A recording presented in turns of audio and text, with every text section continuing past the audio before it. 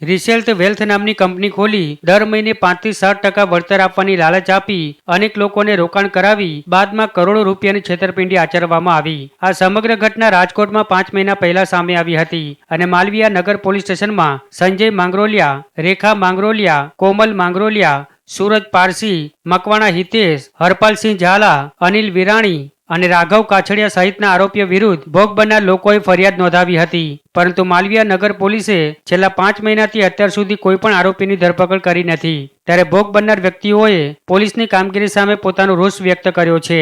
આ સમગ્ર પ્રકરણમાં ભોગ બનનાર 75 વ્યક્તિઓ તો એકલા રાજકોટ શહેરના જ છે, જેમણે આ રિસેટ વેલ્થ નામની કંપનીમાં કુલ 10 કરોડ જેટલી રકમ રોકાણ કરી હતી। ભોગ બનનારને દર મહિને 5 થી 7% વળતર આપવાની વાત હતી, પણ થોડો સમય આપ્યા બાદ બંધ કરાતા લોકોએ કંપની સામે છેતરપિંડીની ફરિયાદ દાખલ કરી હતી। એટલે રોકાણ તમે કર્યું હતું 15.5 લાખનું મારું મારા પિતાજીનું છે। કઈ રીતે આ કોન્ટેક્ટ થયો હતો અને કઈ રીતે તમને ઝાંસામાં લીધા તમને બતાવીને? બેસતા ત્યાં ગ્રુપમાં વાતો થતી કે આવી રીતે તમે રોકાણ કરો તો 5%નું વળતર આવે છે, અને કોરોનામાં પણ એને વળતર ચૂકવેલું છે, એટલે વિશ્વાસ કેળવાતા ધીમે ધીમે કરીને ત્યાં 15.5 લાખ જેવી મૂડી રોકાણ કરી છે। ફરિયાદ કરી હતી તમે પોલીસ સ્ટેશનમાં? હાજી, ફરિયાદ નોંધી છે?